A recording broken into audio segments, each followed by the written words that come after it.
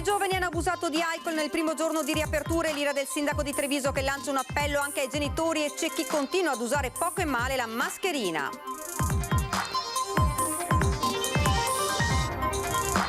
Era scomparso dopo una festa con alcuni amici a Collalto, 32enne di Treviso trovato senza vita a Susegana dopo essere annegato in un canale. Il corpo era finito in un sifone.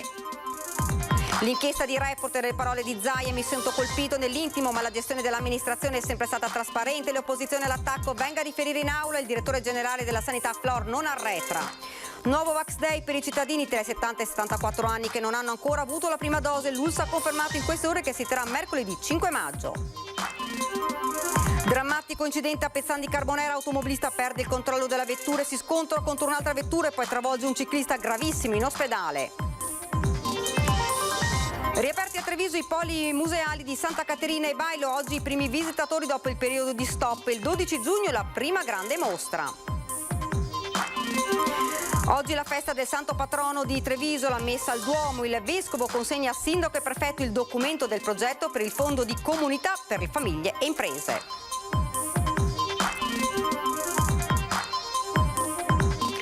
Buonasera, ben ritrovati, edizione trevigiana dei nostri telegiornali. Dunque questi i titoli, avete sentito: troppi giovani hanno abusato di alcol nel primo giorno di riaperture, a dirlo è il sindaco di Treviso che lancia un appello anche ai genitori. Sentiamo.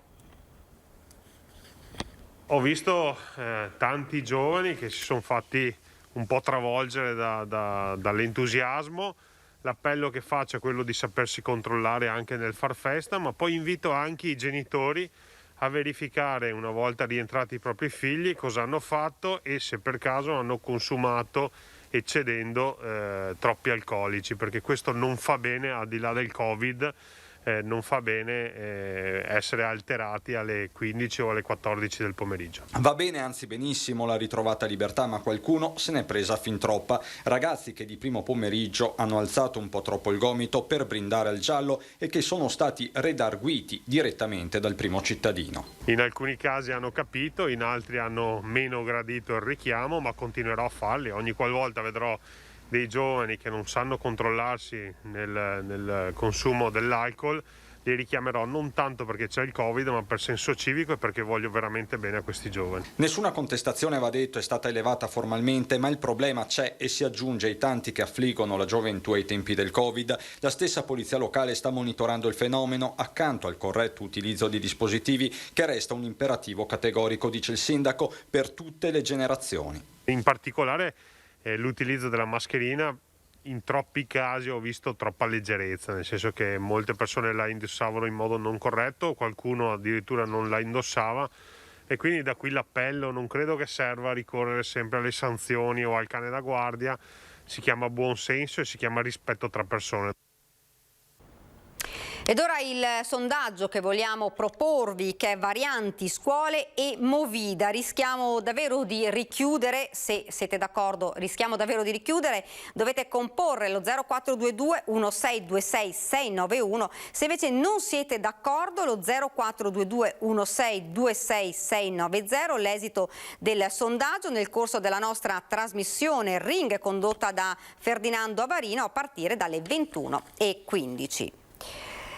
Martedì sottotono, quello di oggi, festa del patrono a Treviso. Le temperature anche oggi non hanno aiutato, c'è chi sta correndo ai ripari con le coperte, chi chiedendo ulteriori spazi. Se c'è una giornata che non è tanto, che è un po' freschina così, per le signore così se le mettono sulle ginocchia o sulle spalle. È corsa ai ripari dotando ogni postazione con delle coperte. Maria, storico volto dei Voranelli. Il posto rimane tra i più suggestivi di Treviso, ma le temperature non aiutano. Siamo un po', diciamo, non siamo sicuri di noi stessi perché agiamo dietro il tempo. Già il tempo, fattore determinante quando l'attività consentita è solo quella all'aperto. Anche per questo si moltiplicano le richieste di plateatici e nuovi spazi. Ho chiesto la possibilità di avere un tratto di via Palestro pedonale, perché penso che questo aiuti la gente a sentirsi meglio in questo momento. Noi abbiamo aumentato leggermente per il momento, poi vedremo insomma la sera, quando le altre attività saranno chiuse, se possiamo allungarci anche dall'altra parte della strada. Al momento abbiamo aggiunto solo qualche tavolo. Dall'anno scorso ci sono 2 tavoli in più. E questo può aiutare, insomma? Sì, sicuramente. Il comune comunque dà una mano, permette a tutti quanti di occupare gli spazi liberi. Non resta che confidare nel tempo, che non sia come l'anno scorso che ha fatto un brutto maggio appena riaperti, e confidare che non ci richiudano, che così ci lasciano lavorare insomma in pace. L'importante è non chiudere un'altra volta, sarebbe un disastro per tutti. Se ci fanno chiudere un'altra volta è deleterio per non so quante attività, già ce ne sono parecchie che sono lì. Speriamo bene, dai. Ed ora l'inchiesta di Report sulla gestione in Veneto della seconda ondata irrompe nel punto stampa odierno del presidente della regione. Mi sento colpito nell'intimo, dice Zaia, ma la gestione dell'amministrazione è sempre stata trasparente. Tamponi rapidi utilizzati largamente ignorando lo studio del professor Crisanti, secondo il quale il 30% dei positivi sfugge a questo test, e poi il tracciamento dei positivi con la stragrande maggioranza dei casi classificati dal sistema informatico regionale come asintomatici senza nemmeno essere stati contattati. L'inchiesta di Report getta ombre sulla gestione della seconda ondata della pandemia in Veneto ed irrompe nella quotidiana conferenza stampa del governatore Zaia, a partire dal fuori onda del dottor Flor, che a proposito dello studio di Crisanti dice di averlo nascosto per timore di cause legali da parte dell'azienda che produce i test rapidi certificati come validi dal Ministero. Penso che qui ci siano delle responsabilità personali, cioè non è che io posso discutere sull'atteggiamento di un primario o di Flor, perché non sono tutte attività che non mi competono. Certamente chiederemo cosa intendeva dire, perché lo studio c'è o non c'è, e se c'è è uno studio oppure non è uno studio. Ad entrare nel merito dello studio Antonia Ricci, direttrice dell'Istituto Zooprofilattico delle Venezie. Lo studio ha evidenziato che c'è un tipo di variante che in una certa fase era effettivamente abbastanza diffusa in Veneto, che ha delle mutazioni che la rendono invisibile ai test antigenici. Lo studio ipotizza che l'uso dei test antigenici possa aver fatto aumentare a dismisura questo tipo di varianti. In realtà dai nostri dati, che sono ancora in corso di approfondimento, quindi la mia è una valutazione preliminare, non sembra che questa variante sia cresciuta particolarmente, nel senso che dalla metà di dicembre in poi, anzi, la sua prevalenza è stata praticamente azzerata. A spiegare i problemi con il tracciamento dei positivi, la responsabile della prevenzione regionale, le disposizioni prevedono che su 100 persone positive almeno il 60% debba essere chiamato dalle ULSS per stabilire se hanno sintomi o meno. Questi dati vengono poi trasmessi al Ministero e vanno ad incidere sugli indicatori che determinano il colore della regione. È successo che nel periodo in cui avevamo moltissimi casi ci siamo resi conto che molti soggetti non erano stati presi in carico. Quindi abbiamo caricato tutti questi soggetti indicando uno stato che era asintomatico, che doveva essere confermato per essere conteggiato dall'azienda o come asintomatico oppure come sintomatico. Zaia sottolinea di non aver nascosto nulla. Io non vedo negativamente il lavoro che ha fatto il Report, se volete che vi dica la mia opinione. Lasciate perdere il trattamento, che uno può dire mi sento colpito nell'intimo, questo ve lo posso anche dire, ma alla fine dimostra una roba che l'amministrazione è sempre trasparente. E parla il super manager della sanità veneta dopo il caso sollevato da Report su tamponi rapidi e sullo studio condotto da Andrea Crisanti. Ecco le sue parole. Chi più di tutti ha informazioni su questa vicenda è chi ha dato informazioni distorte a quella trasmissione, compreso il fatto grave di insinuare incertezze sul servizio sanitario regionale. Questo è un fatto grave. Il riferimento al professor Andrea Crisanti, Luciano Flor nella conferenza stampa convocata d'urgenza negli uffici dell'azienda Zero a Padova ricostruisce la sua versione dei fatti sul caso tamponi rapidi e il presunto studio condotto dal direttore della microbiologia dell'azienda ospedaliera sollevato dalla trasmissione Report. A novembre, secondo Flor, lo studio non c'era, ma si trattava di un approfondimento diagnostico. non ho rinvenuto alcuna richiesta né autorizzazione di studio riguardante la valutazione dei test antigenici della ditta Abbott. Ho pertanto risposto in tal senso alla richiesta della ditta. Resta inteso che in assenza di diversa comunicazione da parte sua, questa rimane la situazione agli atti. In dubbio non c'è la credibilità del singolo uomo ma dell'intero sistema sanitario veneto. Il supermanager Flor non usa mezzi termini e dice: io non ho mai cambiato opinione, non ho mai cambiato versione. Ed è in atti da allora. Quindi è anche un po'. C'è di mezzo il servizio sanitario regionale. Non c'è di mezzo un direttore o una persona. C'è di mezzo la credibilità del servizio sanitario regionale che tutta Italia ci invidia, piaccia o non piaccia. Protesta dei consiglieri di minoranza che hanno interrotto e ritardato l'inizio dei lavori del Consiglio, chiedendo la presenza del Presidente della Giunta Luca Zaia in aula per riferire sul caso Report. Riteniamo indispensabile che si faccia chiarezza sulle responsabilità prima di affrontare gli altri temi. Il Presidente Zaia riferisca urgentemente in Consiglio regionale che è il luogo deputato a dare spiegazioni. Lo hanno detto gli esponenti di minoranza, tutti presenti in aula anziché collegati dai propri uffici causa Covid, per protestare. Se Zaia non dovesse farlo, aggiungono, siamo pronti ad azioni eclatanti così da avere quelle risposte che non sono rinviabili. Nuovo Vax Day per i cittadini tra i 70 e i 74 anni. L'ULSS ha confermato in queste ore che si terrà mercoledì prossimo 5 maggio. Queste le modalità. La data è confermata mercoledì 5 maggio, le modalità quelle già sperimentate con successo per i precedenti Vax Day. Stavolta a essere chiamati a raccolta sono i cittadini nati negli anni 1947, 48, 49, 50, 51, ovvero la fascia tra i 70 e i 74 anni che non abbiano ancora ricevuto la prima dose.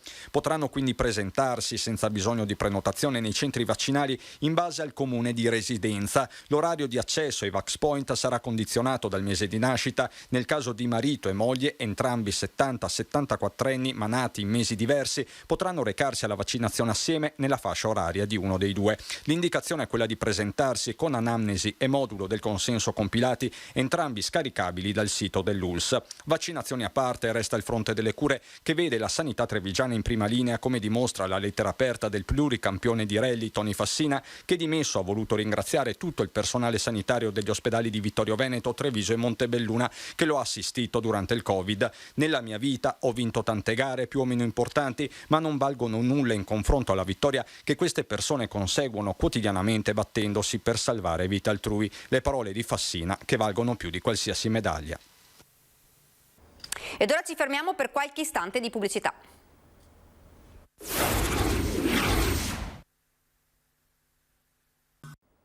Rieccoci nuovamente in studio con la cronaca. Si sono concluse tragicamente le ricerche del 32enne di Treviso scomparso nel nulla un paio di giorni fa nella zona di Crevada di Susegane. Il corpo è stato recuperato all'interno di un sifone. L'uomo sarebbe morto annegato dopo essere caduto nelle acque di un canale. Le ricerche sono scattate dopo la denuncia presentata al commissariato dai genitori. Sembra da una prima ricostruzione che il 32enne domenica avesse partecipato ad una festa con alcuni amici sulle colline di Collalto, poi si sarebbe allontanato a piedi e di lui si erano perse le tracce. Alle ricerche hanno partecipato gli agenti del commissariato di Conegliano, i carabinieri della stazione di Codognei, i vigili del fuoco e la protezione civile. Sulla tragedia la procura potrebbe aprire presto un'indagine. È probabile che sul corpo dell'uomo venga disposta un'autopsia per chiarire le cause del decesso. Per ora però sarebbe escluso il gesto estremo. E grave incidente questa mattina a Pezzan di Carbonera, uno scontro tra due auto, ad avere le peggio però un ciclista travolto da una delle vetture. Il servizio. Ho sentito il botto, una bomba che non sapevo cosa poteva essere successo e sono corso fuori, ho visto quello che c'era un disastro. Ha colpito un'auto che stava procedendo nel senso opposto di marcia, poi ha letteralmente travolto un ciclista. Grave l'incidente avvenuto poco prima delle 12 a Pezzan di Carbonera in via dell'ospedale provinciale. Un'Opel Astra condotta da un 31enne di Silea stava viaggiando da Treviso verso Pezzan quando ad un tratto ha urtato alla spalletta in cemento di un ponticello. L'automobilista ha perso il controllo della vettura che è finita contro un'Audi guidata da una donna di 31 anni residente a Carbonera. Poi ha investito un ciclista di 43 anni. L'uomo è rimasto incastrato sotto le ruote. Sono stati altri automobilisti e residenti della zona ad accorrere sul luogo dell'incidente ed aiutare il ciclista. Io ho iniziato e poi con l'aiuto di tutti siamo riusciti a far leva e tirarlo fuori dalla macchina perché era incastrato sotto con le gambe. Abbiamo chiamato i soccorsi, i vigili del fuoco. Per fortuna quando sono arrivati l'avevamo appena tirato fuori. Sul posto sono intervenuti gli uomini del SUEM 118 che hanno trasportato il ciclista in ospedale in prognosi riservata. Una strada questa, dicono i cittadini, piuttosto stretta e pericolosa. La strada è un po' stretta, tra l'altro arrivando da questa parte, da dove è arrivata la macchina, effettivamente non c'è tanta visibilità, però basterebbe correre piano. Quello è il problema, se corrono forte succede questo e corrono puntualmente forte. L'Opel nell'impatto ha addirittura perso le ruote volando sopra l'Audi. Mi metto nei panni della signora della macchina qui che penso si è vista la morte in faccia proprio. Oggi dunque la festa del santo patrono di Treviso, la messa al Duomo si è conclusa da poco. Il vescovo ha consegnato a sindaco e prefetto il documento del progetto per il fondo di comunità per famiglie e imprese. Ci colleghiamo noi subito in diretta da Treviso, dove per noi ci sono Cristian Arboit e Nicoletta Rizzetto. Cristian, buonasera. Sì, buonasera Daniela. La messa è finita proprio in questo momento, pochi istanti fa, e è un grande onore perché abbiamo tutti e tre, il vescovo Michele Tomasi, il prefetto Maria Rosaria Laganà e il sindaco di Treviso Mario Conte. Non è stata una cerimonia come sempre, ma lei, vescovo, ha lanciato un messaggio molto chiaro. Nessuno si è lasciato indietro, nessuno si è lasciato solo e ha anche dato una dimostrazione di questo nei fatti, consegnando un importante progetto alle autorità civili. Quali? Sì, la diocesi vuole lanciare un fondo di solidarietà, un fondo di comunità per aiutare le famiglie in difficoltà, per aiutare le imprese lì dove possiamo, dotando questi fondi di risorse ricevute dall'8 per 1000, da risorse della diocesi e da tante offerte.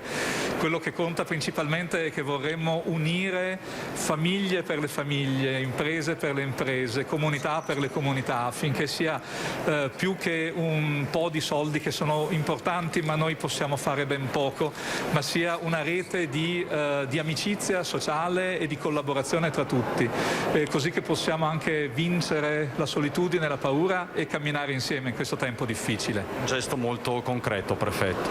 Assolutamente sì, direi che il titolo di questa iniziativa, Patto per la comunità, dice tutto. C'è la necessità di fare un'alleanza per non lasciare indietro nessuno e quindi anche così, anziché concentrarsi soltanto sulle cose negative di questo periodo, ritrovare anche una nuova forma di solidarietà, quindi uscire migliori, come diceva anche Sua Eccellenza. Lo spirito di comunità, sindaco, che va ribadito proprio in questi casi, oggi più che mai. Sì, ringrazio la diocesi, il vescovo Michele, nessuno deve rimanere indietro, questa è la parola d'ordine e quindi tendiamo la mano a chi oggi magari soffre delle difficoltà in più rispetto ad altri. Grazie davvero al vescovo e a tutte le autorità, ma grazie a ogni singolo cittadino che può contribuire a questo fondo.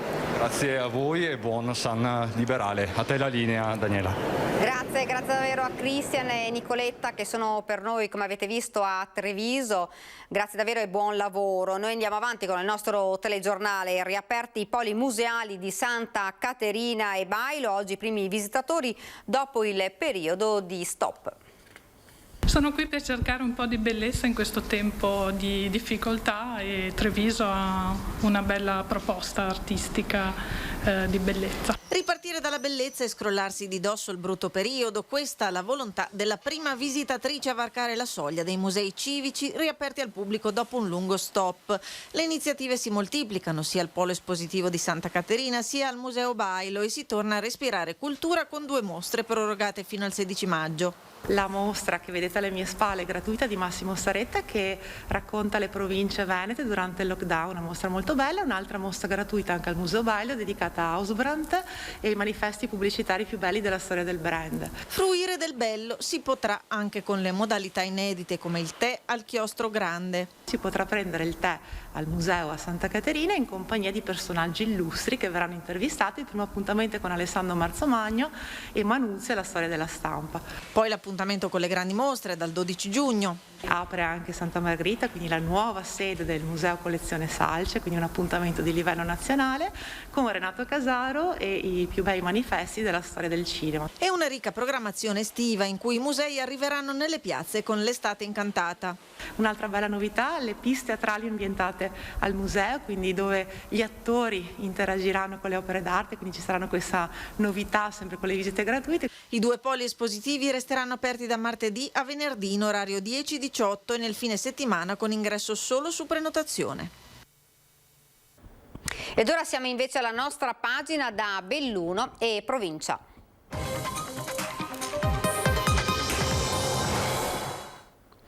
Vaccini al giro di boa per gli over 80, ma in forte difficoltà invece la fascia 70-79 anni, l'appello di ULSS Dolomiti. I più restii alla profilassi sembrano essere i cittadini della fascia 70-79 anni. Sono loro quelli maggiormente assenti nelle agende di prenotazione e di conseguenza ai drive-in vaccinali. La direttrice generale di ULSS Dolomiti è costretta a lanciare un appello accorato. Sarebbe importante che la classe dei 70-79 anni cogliessero questa occasione.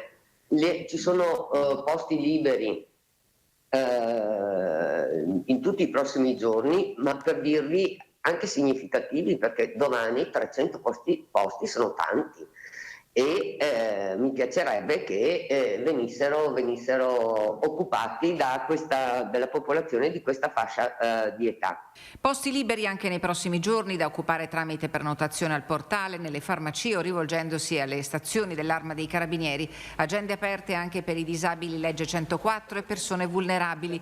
Da domani vaccinazioni anche domiciliari a Ponte nelle Alpi, il 29 a Fonzaso, Arsier, Belluno e Cortina, il 30 a Sedico, Sospirolo e Feltre, il 1 maggio Vax Day nella palestra di Cesio Maggiore per i comuni di San Gregorio, Santa Giustina e Limane, poi il 2 maggio 400 dosi disponibili per l'area dell'Agordino.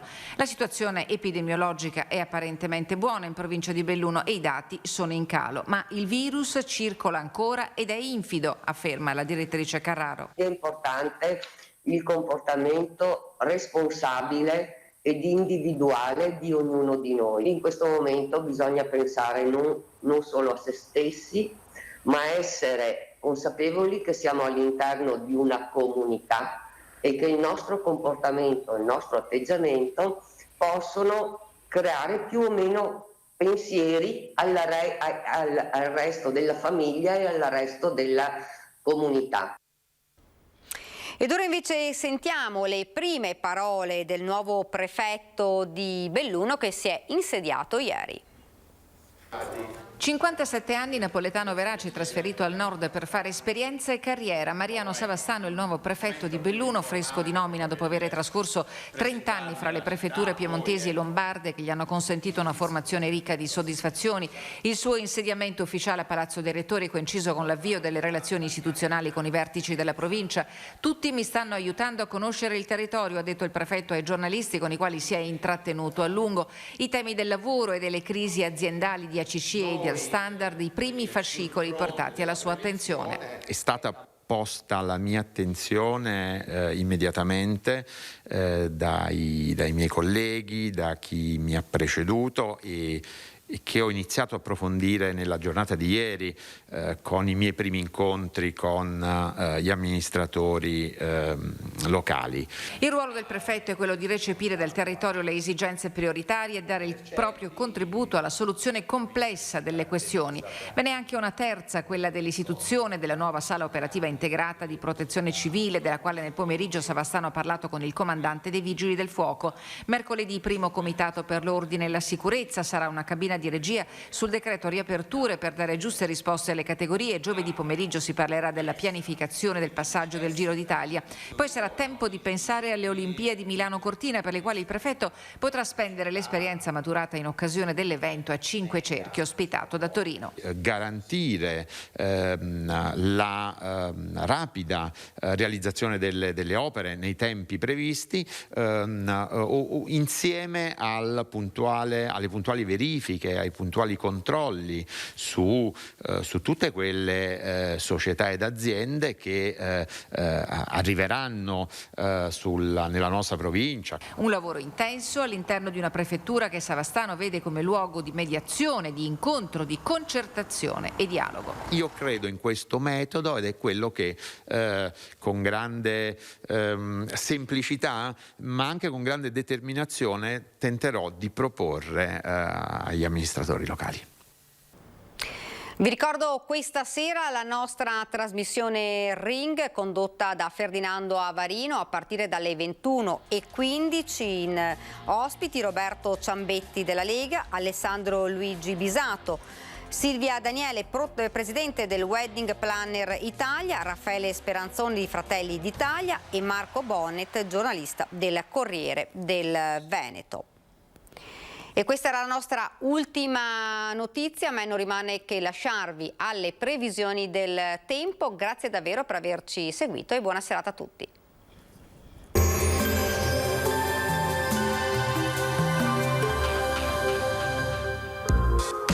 Montagnier Marmi, fornitura di davanzali coiventati in grès per cappotti. Bentrovati al meteo. Mercoledì 28 aprile l'instabilità si attenuerà temporaneamente al nord-est, in attesa però di nuove piogge a partire da giovedì. Diamo allora uno sguardo più approfondito alla situazione. Sul Veneto contesto variabile, il cielo si presenterà come vediamo molto nuvoloso. Solo sui monti al mattino sarà possibile qualche locale schiarita. Precipitazioni generalmente assenti, salvo per possibili locali fenomeni, specie nel pomeriggio, a ridosso dei rilievi. Temperature stazionarie minime tra 5 e 10 gradi, valori massimi compresi invece tra i 15 e i 18 gradi all'incirca. Ci spostiamo ora sul Friuli Venezia Giulia. Inizialmente non si escludono ancora degli acquazzoni, sarà via via più asciutto con il passare delle ore. Temperature minime tra 8 e 10 gradi, massime sui 13-16 gradi. Infine ci spostiamo sul Trentino Alto Adige. Ampi spazi di sereno in mattinata, poi più nubi ma tendenzialmente senza piogge. Temperature minime intorno ai 9 gradi, massime sui 20 gradi all'incirca. Dal meteo per ora è tutto, vi auguro come sempre un buon proseguimento con Antenna 3.